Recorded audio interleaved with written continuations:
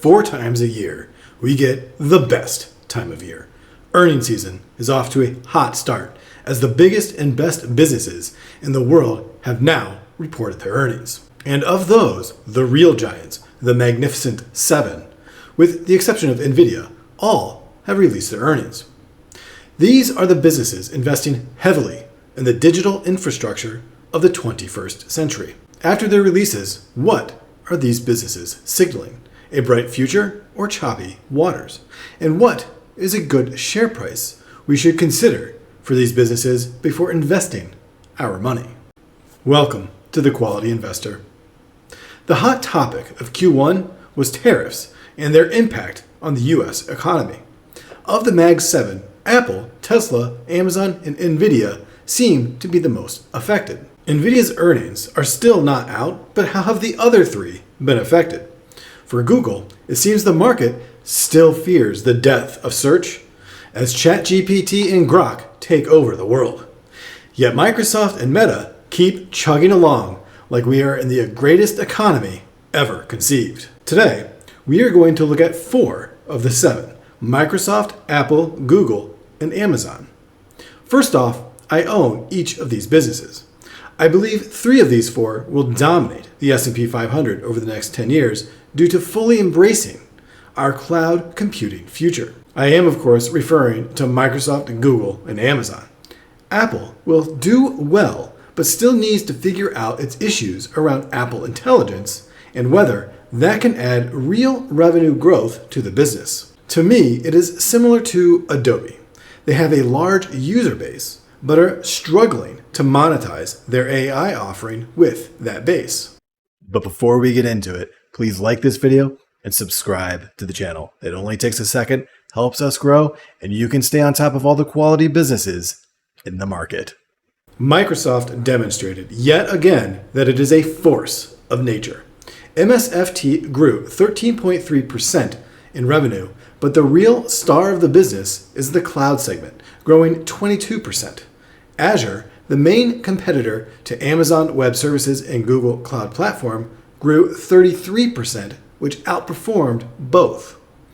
It was noted on the earnings call that data migrations to the cloud have accelerated growth as well as demand for AI tools.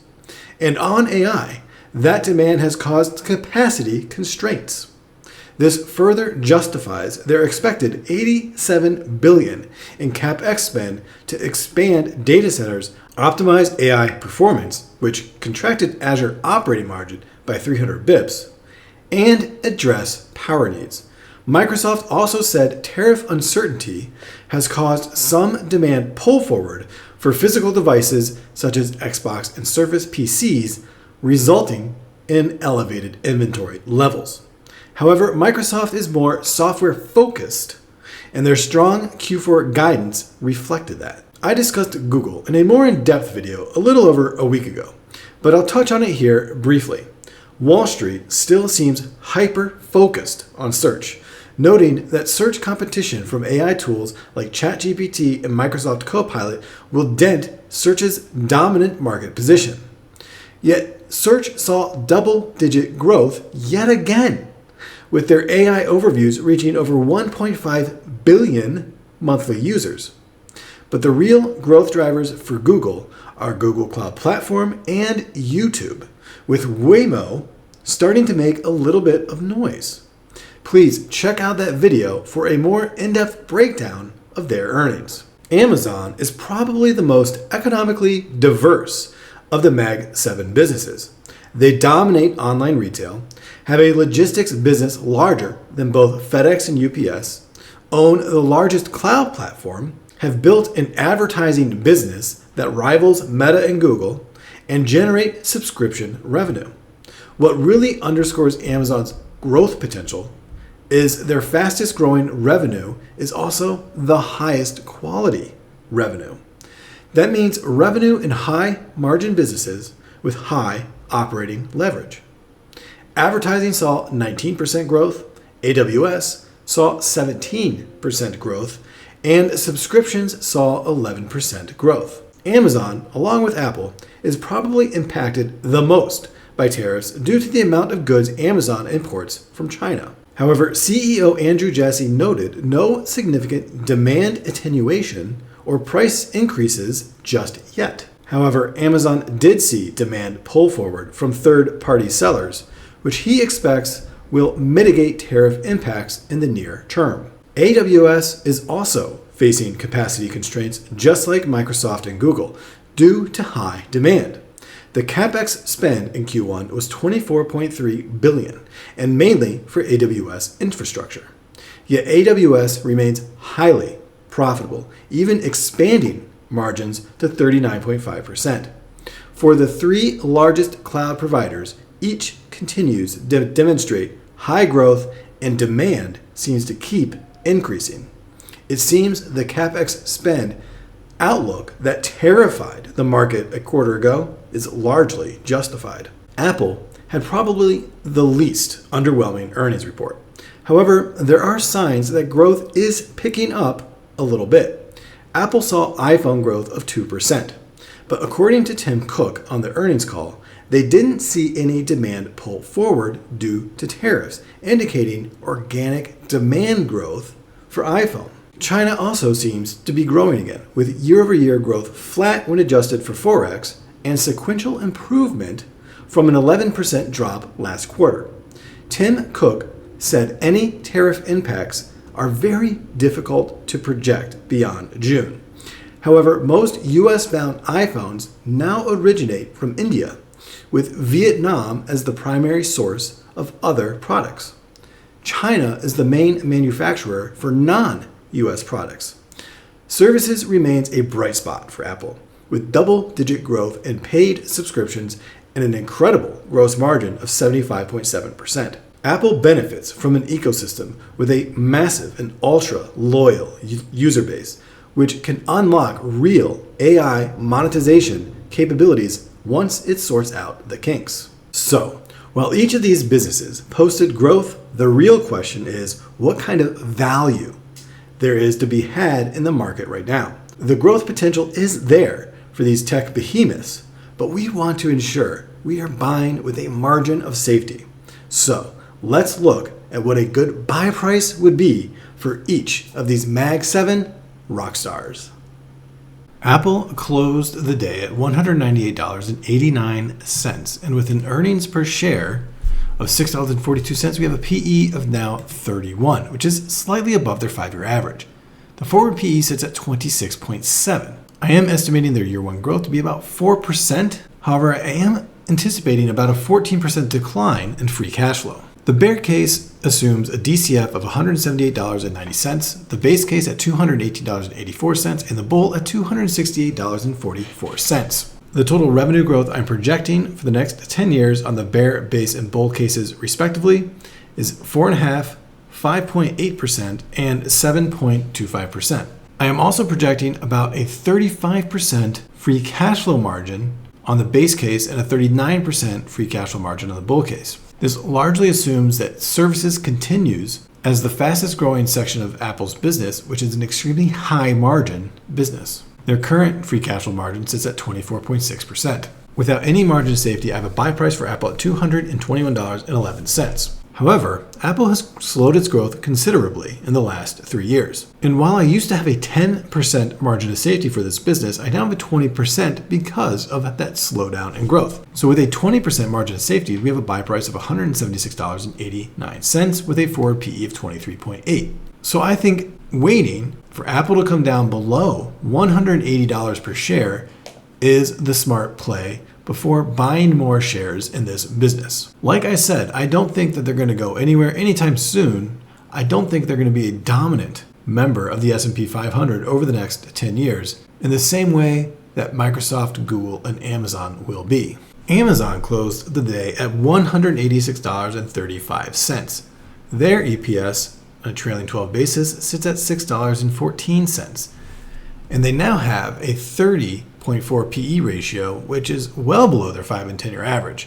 Their forward PE sits at 32.9. I have a bear DCF for Amazon at $173.40, a base case DCF at $267.09, and a bull case at $384.83.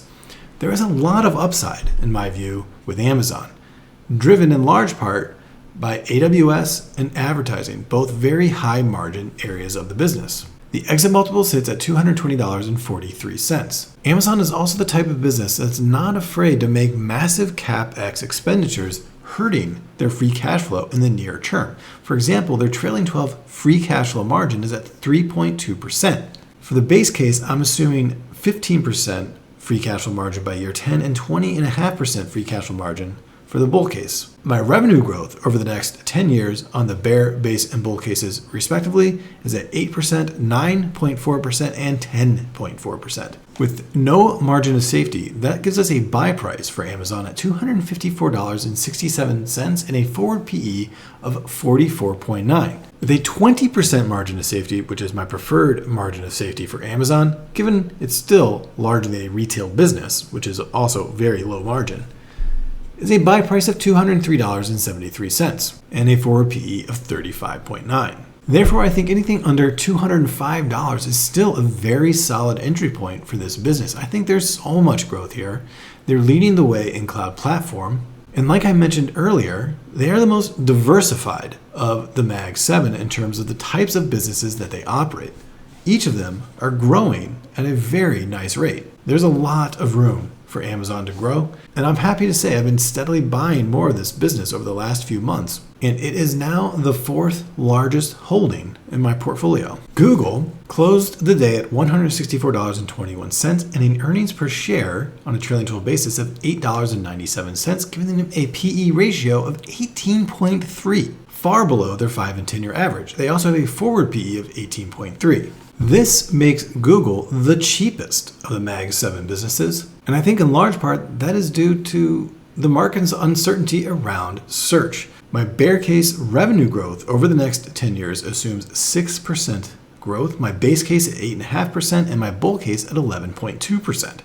So not anything out of the ordinary for this business. Their trailing 12 free cash flow margin was at 20.8%, and I'm assuming a bear case free cash flow margin of 26.7%, base case at 29.4%, and bull case at 32.13%. Again, this is largely driven by the growth of Google Cloud Platform. And I'm also not factoring Waymo into this valuation. So for the DCF, my bear case is at $197.86, the base case at $260.67, and the bull case at $347.33. Again, I think there's incredible upside with Google, and this is largely driven by Google Cloud Platform and YouTube, not Google Search. Google just started paying a dividend. You can see the dividend discount numbers here, and their exit multiple sits at $293.50. So with no margin of safety, that's a buy price of $252.15. But with a 20% margin of safety, that's a buy price of $201.72. So anytime Google is sitting below $200, I think it's a good time to pick up some shares.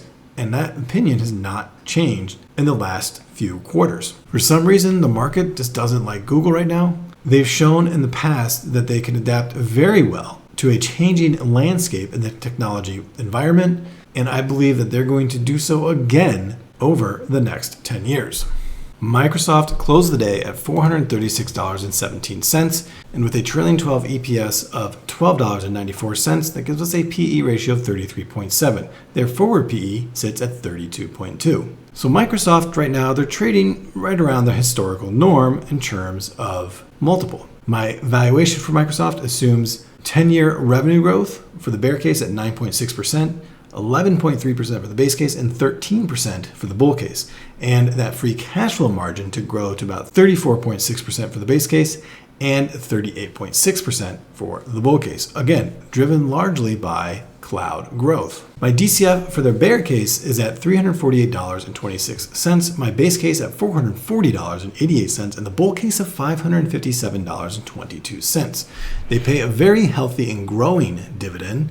It grows like clockwork, at least 10% per year, and the dividend discount for the bear case is at $427.42, a base case of $529.13, and a bull case of $682.25. The exit multiple for Microsoft sits at $366.85. So with no margin of safety, I have a buy price of $450.61.